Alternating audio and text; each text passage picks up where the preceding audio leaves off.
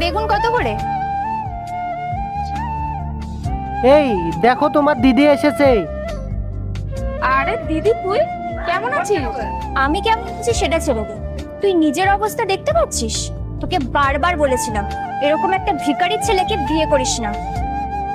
এবার বুঝতে পারছিস তো তোর কি হাল করে দিয়েছে? শেষে পথে এসে দাঁড়িয়েছিস। দিদি, তুই এরকম কেন বলছিস? তুই তো সবসময় জানিস যে আমি ওকে ভালোবেসে নিজের ইচ্ছায় বিয়ে করেছি। ওর সাথে খুব ভালো আছি। তুই এভাবে ওর সাথে দুজনকে অপমান কেন করছিস? নিজের চোখেই দেখতে পাচ্ছি তোর ভালো থাকার নমুনা। রাস্তায় ভিখারির হালে পড়ে আছিস।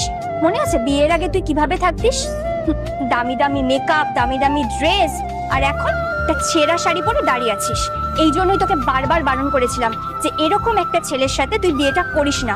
তোর জন্য বাবা কত ভালো ভালো সম্বন্ধ দেখেছিল, আর তুই শেষ পর্যন্ত ভালোবাসে নামে এরকম একটা ছেলেকে বিয়ে করেছিস। আমার না জাস্ট ভাবতেই লজ্জা লাগছে যে আমাদের বাড়ির মেয়ে শেষ পর্যন্ত এরকম রাস্তায় এসে দাঁড়িয়েছে। তুই নিজের স্ট্যান্ডার্ডটা কোথায় নামিয়ে নিয়েছিস বুঝতে পারছিস?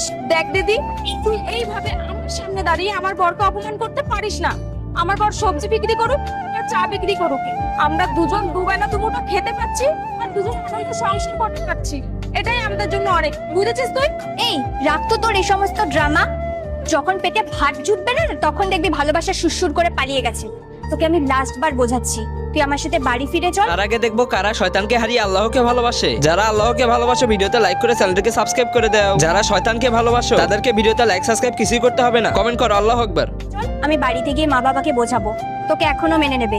কিন্তু এভাবে যদি তুই রাস্তায় একটা ভিখারির সাথে থাকিস তাহলে আর কিছুদিন পরে তোর হাল কোন জায়গায় তুই ভাবতে পারছিস? হোক হাল খারাপ, কিন্তু তবু আমি বাড়িতে ফিরে যাব না। যদি কখনো বাবা মা তুই আমাকে আর আমার বরকে মেনে নিতে পারিস তাহলে আমি আর আমার বর একসাথে বাড়িতে ফিরবো।